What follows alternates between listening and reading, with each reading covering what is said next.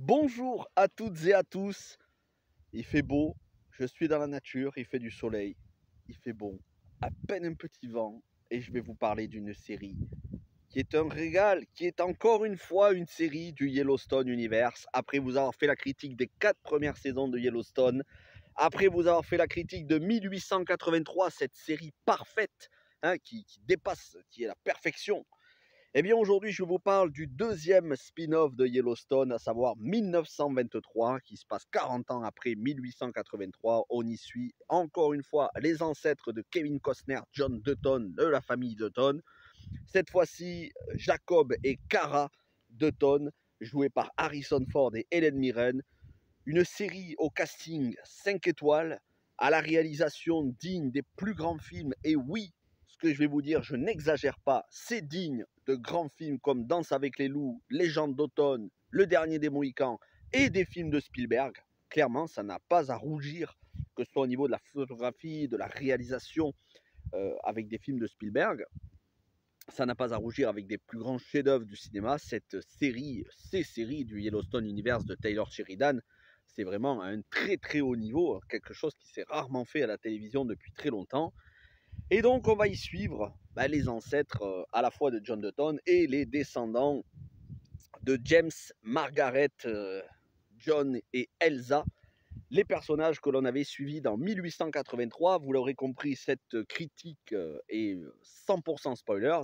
Je vais la faire un petit peu moins longue que ce que j'ai fait pour Yellowstone et 1883. Vous avez mes critiques, elles sont disponibles. Ce sont des critiques très très détaillées qui font 3 quarts d'heure, 1 heure, presque 50 minutes à peu près chacune. Donc là, pour 1923, je vais le faire un petit peu plus court. Et c'est du 100% spoilers. Et je vais commencer pour vous dire que j'ai trouvé cette série, pour moi, c'est vraiment, encore une fois, un chef-d'œuvre. Peut-être un peu moins bouleversante que 1883, pour laquelle j'avais vraiment pleuré sur presque chaque épisode par rapport à tout ce qui arrive, notamment à Elsa, jouée par la grandiose, et j'espère qu'elle décrochera beaucoup d'Emmy Awards, Isabelle May, qui nous faisait donc Elsa Dutton. Ici, on va suivre son petit frère qui est devenu grand, John Dutton. Ses parents sont morts, on apprend au tout début, et on l'avait vu d'ailleurs notamment dans une scène de Yellowstone saison 4, on voyait son père James mourir, et on apprendra que sa mère Margaret est morte, jouée par ce couple mythique que sont Tim McGraw et Faith Hill à la vie comme à l'écran. Et c'est Isabelle May qui va compter, qui va être la voix narrative de cette première saison. Alors, c'est un choix un peu particulier parce qu'elle nous raconte des choses qui se passent dans cette série 40 ans après, alors qu'elle est morte 40 ans avant. Mais elle raconte un petit peu des généralités sur la famille, on va dire que c'est intemporel. J'ai pas trop compris pourquoi ils ont voulu prendre ce parti pris, que ce soit Elsa Dutton, donc c'est Isabelle May qu'on entend, qui raconte l'histoire de ses descendants. Peut-être parce que on est dans le même esprit que 1883 et qu'il voulait continuer avec Isabelle May, mais peu importe. À la rigueur, c'est un anachronisme, mais apparent. On va dire que ici, la voix narrative qui raconte l'histoire, c'est pas le plus important. Le plus important, c'est que on apprend donc que ses parents, les parents, les fondateurs de la famille Dutton ne sont plus là. Et on avait vu dans 1883 le petit John Dutton, qui aujourd'hui est un adulte et qui est joué par James Badge-Dale, qu'on connaît pour son rôle dans la série 24 heures chrono. Il faisait Chase, le beau-fils de Jack Bauer. Et c'est le frère de James Dutton, donc le frère de Tim McGraw, qui ici est joué par Harrison Ford, qui a pris la relève avec sa femme, Cara. Alors si vous entendez un petit peu de grésillement dans les haut-parleurs, c'est parce qu'il y a un tout petit peu de vent. Alors je vais me tourner et on va faire comme ça. Voilà. Normalement là vous entendrez un petit peu moins le vent. Et donc c'est Jacob, le frère de James, qui est venu et qui a pris la direction du ranch avec sa femme Cara, jouée par Helen Mirren. Eux, ils n'ont pas d'enfants, mais ils adoptent les enfants de James et Margaret comme leurs propres enfants. Et quand je dis les enfants, vous allez vous dire, ben attendez, dans 1883, on avait vu que Elsa et John qui était tout petit. Mais rappelez-vous, dans Yellowstone saison 4, ils avaient un autre fils, un petit, Spencer, le petit frère qui n'a pas connu sa grande sœur Elsa. Et ici, Spencer, c'est un homme qui a plus de 30 ans et son grand frère John, qu'on avait connu petit, il a la quarantaine. Donc, ils ont été élevés par leur oncle et leur tante, Jacob et Cara. Et ils se sont mariés et ils ont eu des enfants. Et donc, on commence à voir la famille s'agrandir avec toujours des, des cow-boys qui font partie du ranch. Voilà, on a vu le ranch se développer. Dans 1883, on voyait à peine quand ils découvraient le Montana. Là, le ranch existe depuis plusieurs décennies. Et puis, on est au XXe siècle, après la Seconde Guerre mondiale, puisque la série s'appelle 1923. Et on a certains de la famille Dutton qui ont participé à la Première Guerre mondiale, notamment Spencer. Et Spencer, il en a gardé certains traumatismes, à l'image un peu de Tristan Ludlow, joué par Brad Pitt dans Légende d'automne. Je vous avais déjà parlé de la forte influence de Légende d'automne sur le Yellowstone Universe, où on avait Isabelle May qui ressemblait dans sa personnalité à Brad Pitt dans Légende d'automne. Ici, c'est Spencer. C'est le petit frère qui a grandi, qui n'a jamais connu sa sœur, qui est même né après la mort de sa sœur. C'est lui qui ressemble beaucoup au personnage de Brad Pitt, assez torturé, et en même temps à vif, et puis très naturel, amoureux de la nature, qui ne fait pas semblant avec ses sentiments, notamment quand il va rencontrer, puisqu'il est en Afrique, lui, il a essayé une fois qu'il a fini la guerre, il a essayé d'aller faire aux quatre coins du monde, d'aller bourlinguer, et il a atterri en Afrique où il est chasseur de tigres, de lions, de bêtes sauvages pour l'époque. On rappelle que c'est il y a 100 ans en arrière, c'était pas comme aujourd'hui. Et il va rencontrer une femme de l'aristocratie, Alexandra, qui en fait s'avère être de la famille royale britannique. Et elle va tomber amoureuse de lui, elle va tout plaquer, le mariage pour lequel elle a été promise, et va se marier avec lui incognito, mais ça va poser problème, et notamment vers la fin de saison, quand elle va être rattrapée un petit peu par son passé, et que la famille royale britannique va s'opposer à son mariage qu'elle a célébré sur un paquebot, puisque entre-temps, ils ont eu des péripéties, ils sont partis d'Afrique, où ils ont failli se faire tuer par des bêtes sauvages, et ensuite ils ont connu tout un tas de péripéties, un naufrage en mer, et ils ont été accueillis par un paquebot avec le capitaine joué par Joseph Moll, Benjen Stark dans Game of Thrones, mais surtout Hadar dans la première saison de Les Anneaux de Pouvoir, Seigneur des Anneaux, Les Anneaux de Pouvoir. Donc voilà, ce couple qu'on va voir se former, qui est un couple fusionnel, coup de foudre, et qui est très intense. Et j'ai trouvé que Julia Schlaffer, l'actrice qui joue Alexandra, donc ainsi que Brandon Sklenar qui joue Spencer Dutton, j'ai trouvé qu'ils étaient formidables à l'écran. C'est pour moi le premier gros point positif, et celui qui m'a le plus touché de cette première saison, puisque oui, il s'agit d'une première saison, il y aura une deuxième saison, mais j'y viendrai après. L'alchimie entre les deux est incroyable. On a vraiment l'impression qu'ils sont à la ville comme à l'écran. Alors, je ne sais pas, c'est peut-être le cas, mais je ne crois pas. En tout cas, là, la manière dont elle joue, c'est tellement naturel que ça se confond avec le personnage, et j'avoue que c'est assez troublant de la voir. Elle est vraiment très intense. L'actrice est très intense, son personnage aussi. C'est assez beau à voir, une telle intensité. On sent que c'est pas du tout, c'est pas joué, c'est incarné. Et c'est peut-être le plus gros point positif de tout ce Yellowstone Universe. En l'occurrence, ces deux saisons, enfin ces deux séries que sont 1883 et ici 1923, les personnages ne jouent pas, ils incarnent. Ils vivent leurs personnages. Les acteurs, actrices vivent leurs personnages. Donc ce couple Spencer et Alexandra, Spencer qui va recevoir les lettres de sa tante Cara, jouée par Hélène Mirren, qui va lui dire il faut que tu reviennes parce que entre-temps, il s'est passé des choses au ranch, et notamment une attaque qui a tué, une attaque de pillards qui a tué ton grand frère, ou ton petit frère, je ne sais plus, ton grand frère, John, que l'on avait vu enfant dans 1883, qui est joué donc par James Badgedale, qui va mourir au cours d'une attaque qui va faire des morts, et qui va faire pas mal de dégâts, notamment sur Harrison Ford, qui va se prendre des rafales de balles, et qui va mettre plusieurs mois à guérir, parce que le ranch d'Automne est en guerre contre un fermier d'un ranch voisin qui veut faire paître son bétail sur les terres des Dutton, et donc manger toute l'herbe et ne plus rien laisser pour les Dutton. Et cette espèce de fermier pillard hors la loi, il est joué par Jérôme Flynn, que vous connaissez pour avoir joué Bronn dans Game of Thrones, Bronn, hein, qui était très souvent avec Jaime Lannister. Donc Jérôme Flynn qu'on a vu aussi notamment dans John Wick 3, John Wick Parabellum. Et lui va faire le méchant de la saison, qui va ensuite être chapeauté, qui va être aidé financièrement par le directeur de la banque la plus puissante du Montana, joué par Timothy Dalton dans un rôle diabolique, mais d'un machiavélisme et d'une perversion absolue. Un mec ultra tyrannique, avide de pouvoir, dont on sent le vice à travers certaines scènes que je ne vais pas vous raconter parce que je ne vais pas vous faire tout non plus, même si c'est du 100% spoilers, le but c'est pas de vous raconter à nouveau toute la saison. Mais voilà, Timothy Dalton qui trouve un rôle à la mesure de son talent, mais un rôle, une ordure intégrale, quoi. Et c'est intéressant de voir que la famille Dalton, ça a toujours été les banquiers, leurs plus grands ennemis, hein, que ce soit dans 1923 ou ensuite plus tard dans la série Yellowstone. Donc le patriarche Harrison Ford avec sa femme Helen Mirren, pareil, il y a une symbiose entre les deux, une alchimie, c'est incroyable.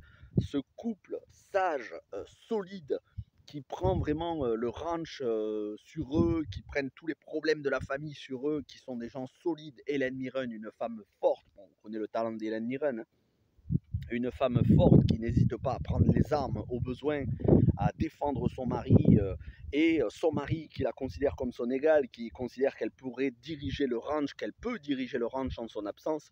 Donc déjà, c'est un couple qui défie un petit peu les conventions, parce qu'à l'époque, la femme, c'était la femme à la cuisine, ou en train de coudre, ou en train de s'occuper des affaires, on va dire, des tâches ménagères. Alors qu'on voit Harrison Ford qui la considère vraiment comme, il s'appuie sur elle et sans elle, il ne pourrait pas tenir, et elle non plus, sans lui, ne pourrait pas tenir. Donc voilà, un couple solide qui tient la série sur ses épaules, et toute la famille de Dalton, les descendants, donc les enfants de James et Margaret qui ne sont plus là, qui s'épanouissent, et notamment le petit-fils de James et Margaret, Jack, donc qui est le fils de John Dalton et de Elizabeth, il me semble, joué par Marley Shelton. Donc John et Elizabeth ont eu un fils qui s'appelle Jack, qui lui aussi va rencontrer le grand amour. Ou alors, je ne sais plus comment s'appelle sa mère, mais je crois que la femme de Jack, c'est elle qui s'appelle Elizabeth. Pareil, l'actrice est excellente. La relation entre les deux personnages, ils sont très touchants. Il y a beaucoup de pudeur, énormément de pudeur, tout comme dans 1883 d'ailleurs. Beaucoup de pudeur entre les deux personnages, toujours ces valeurs de mariage, on sent que ça a de l'importance à leurs yeux. C'est vraiment quelque chose de très beau à voir. Et Jack, donc, qui lui aussi va se prendre quelques balles, mais va avoir moins de conséquences que sur son père et sur son grand-oncle. Donc la famille très touchée, presque à terre, mais qui se relève et qui contre-attaque, et qui vont avoir fort à faire avec à la fois le monde qui change, puisqu'on est au début du XXe siècle et on sent voilà, les premières technologies arriver, l'apparition du frigo, ce genre de choses. Pour nous, c'est des choses qui sont communes. Mais pour eux, à l'époque, il y a 100 ans en arrière, avoir un frigo, c'était plutôt pour les gens luxueux. Avoir l'eau courante, c'était plutôt pour les gens fortunés. Donc, même si c'était plus évolué en termes de confort que le 1883, c'était pas la même chose encore qu'aujourd'hui. Donc, on voit la différence entre. C'est génial, 1923, parce qu'on voit la différence, ça a 100 ans de différence avec notre réalité. Et comme c'est une série qui est extrêmement bien renseignée historiquement, on voit le mode de vie de l'époque, le confort de l'époque, les villes, comment c'était à l'époque, et on voit aujourd'hui, et on se dit qu'en à peine 100 ans, on a fait un bond technologique, et en termes de confort, c'est assez impressionnant. On est peut-être même trop aujourd'hui, mais ça c'est une autre histoire. En tout cas, c'est une série qui a de l'authenticité. Et puis toujours ce ranch, on reconnaît certains paysages qu'on a vus à la fin de 1883, on reconnaît des paysages qu'on voit dans Yellowstone forcément, puisque c'est le même ranch. Et ces paysages du Montana, les menaces sont un petit peu, c'est un petit peu différent, parce que à cette époque-là, ils ont encore la Winchester, ils ont encore le Colt et ils peuvent se tirer dessus. Il y a encore un petit peu de la vie sauvage de la conquête de l'Ouest, mais on a quand même des lois.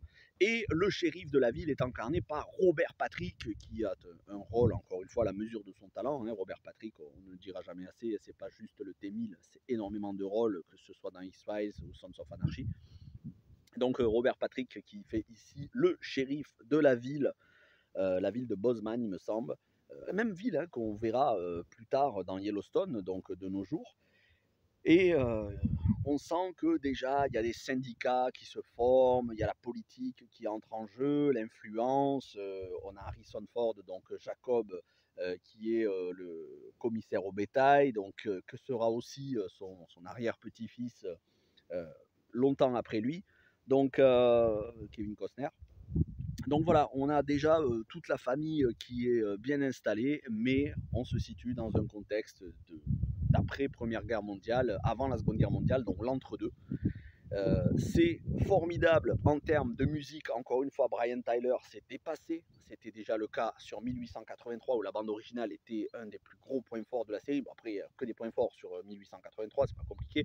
La série est parfaite, il n'y a rien à redire. Mais là encore, il a réinventé des nouveaux thèmes musicaux et entre musique un peu country et la musique de Brian Tyler. Vraiment, c'est du grand art que ce soit au niveau de la photographie, de la réalisation, de la musique, de l'interprétation, le casting, donc je le répète, Harrison Ford, Helen Mirren, on a donc Darren Mann qui fait, donc on a déjà James Badgedale et Marley Shelton, James Badgedale qui fait John Dutton, petit que l'on avait vu dans 1883. Lui et Marley Shelton ont un enfant joué par Darren Mann qui fait Jack. Darren Mann, lui, vous l'avez vu dans Wayward Pines, saison 1 ou 2, je me souviens plus, mais Wayward Pines, qui avait malheureusement été annulée, la série d'M. Night Shyamalan, qui était très bonne. Sa femme, donc Elisabeth, je ne me souviens plus comment elle s'appelle. Brendan Sklenar et Julia Schlapfer qui jouent Spencer et Alexandra, des acteurs-actrices que je ne connaissais pas et que je vais suivre attentivement. Robert Patrick qui fait le shérif. Et du côté des méchants, Jérôme Flynn et Timothy Dalton. Et au milieu de ça, tout un tas de têtes que vous reconnaîtrez, qui ont gravité dans le Yellowstone Universe, des petits rôles, plein de visages que vous connaissez, qui ne sont pas forcément des rôles importants, mais des visages connus. C'est une série, encore une fois, de qualité cinématographique, on ne le dira pas assez, c'est vraiment du très très haut niveau. Ces séries-là sont hors du commun. Il faudrait que ce soit la norme aujourd'hui en matière de qualité. Mais malheureusement, et déjà heureusement pour ces séries, malheureusement pour le monde général, ces séries-là sont hors du commun. On est sur quelque chose qui vraiment pourrait sortir au cinéma. Cette première saison comporte 8 épisodes d'environ 1 heure. Il y aura une deuxième saison. Parce que le patron de la Paramount, lorsque Taylor Sheridan lui a présenté Yellowstone, il était chaud, il était très content, ça a cartonné. Il faut savoir que Yellowstone, c'est une des séries les plus suivies aux États-Unis. Et donc, il a demandé ce qu'il y ait des spin-offs. Et Taylor Sheridan, lui, il avait le premier spin-off, 1883, qu'il avait imaginé comme une mini-série. Et quand le patron de la Paramount a regardé le script et qu'il a vu comment ça se finissait 1883, c'est-à-dire qu'en fait, Elsa Dutton, elle meurt à la fin, Elsa qui est quand même le personnage le plus important de la série, s'est dit, attends, mais il nous faut une suite. Et là, Taylor Sheridan, il a dit, une suite n'est pas prévue, une suite à 1883, il n'y aura pas de saison 2, c'est une mini-série, même si il va faire un spin-off de 1883. Par contre, il y a une suite chronologique. Il a dit c'est une nouvelle série 1923. Et là, pour 1923, il y aura une saison 2. Puisque oui, la saison se termine avec des intrigues ouvertes. Et une deuxième saison est en cours de tournage. Donc 8 épisodes pour cette première saison, des épisodes de 1 heure. Et ce sera la même chose pour la saison 2.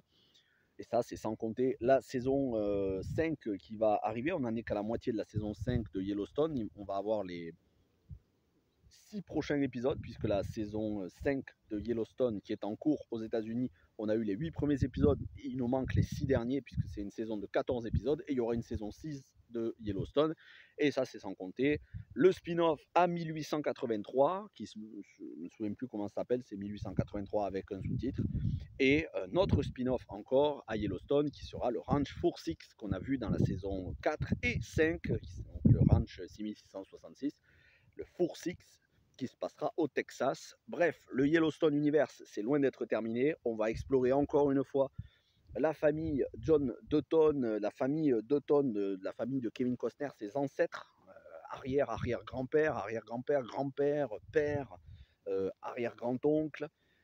C'est génial, moi je ne m'en lasse pas, pourvu que ça dure le plus longtemps possible. Taylor Sheridan nous habitue à une qualité qui fait que quand on regarde d'autres séries à côté, bah, ça fait bizarre. Heureusement, on a quand même Apple TV+, il faut le dire, Apple TV+, où il y a une très grande qualité aussi en matière de casting, de réalisation, de script. Mais c'est vrai que des séries comme ça, il faut les chérir, des séries comme ça. Et oui, c'est une série bouleversante parce que les relations entre les personnages, la vie telle qu'ils la vivent en 100 ans en arrière, ça donne une nostalgie que l'on n'a pas connue, parce que nous, on est nés bien après. Hein, voilà, moi, je suis né en 86, mais quand je vois ça, je me dis que j'aimerais tellement vivre à leur époque. Même si j'aurais préféré vivre en 1883. Il y avait un petit peu moins de confort, c'était encore plus la nature. Et puis, on a toujours les mêmes thèmes qui reviennent et énormément de phrases très profondes de sens, sur le sens de la vie, sur le sens des responsabilités, sur l'opposé du matérialisme, la simplicité de la vie, savoir se contenter de peu, ce qu'est réellement la vie d'un cow-boy. Encore une fois, ton cheval, le ciel au-dessus de ta tête, le sol en dessous, la terre, et admirer la beauté de la nature et être reconnaissant pour ça. C'est vraiment l'esprit qui se dégage de 1923, tout comme l'autre spin-off 1883, tout comme Yellowstone. Et je ne peux que vous encourager à voir cette série. Nourrissez-vous de ce genre de série où il y a zéro wokisme, zéro progressisme, et en même temps, c'est une ode à une vie qui n'existe quasiment plus aujourd'hui. Donc régalez-vous. Et j'espère que cette critique vous a plu. Je ne vais pas m'éterniser plus parce que j'ai déjà fait des vidéos un petit peu plus longues pour les autres, parce que j'avais énormément de choses à dire. Vivement la saison 2, vivement la saison 6 de Yellowstone, vivement les prochains spin-offs. Que le Yellowstone Universe continue le plus longtemps possible. C'est disponible sur Paramount+. Et moi je vous dis, n'hésitez pas à mettre un petit pouce bleu si vous avez aimé, un commentaire pour le référencement, abonnez-vous si ce n'est pas déjà fait, allez voir les autres vidéos. Il y a aussi 2 autres séries de Taylor Sheridan qui ne sont pas du Yellowstone Universe mais qui sont excellentes aussi, Mayor of Kingstown et Tulsa King avec Stallone. Tout ça c'est des séries de Taylor Sheridan. Et puis bientôt, très bientôt, je ne sais pas quand encore exactement, mais cette année, on vous fera avec les invités un live sur Taylor Sheridan, sa filmographie, les films qu'il a écrits, certains écrits, d'autres écrits et réalisés. On vous parlera de sa filmographie cinéma et un petit peu plus tard encore, probablement quand la saison 5 de Yellowstone sera totalement diffusée en France, on vous fera un live sur tout le Yellowstone Universe, mais ça c'est un petit peu plus tard, peut-être l'année prochaine, on verra. Voilà ce que j'avais à vous dire. Merci à toutes et à tous d'avoir pris le temps de regarder cette vidéo. Portez-vous bien et à très vite.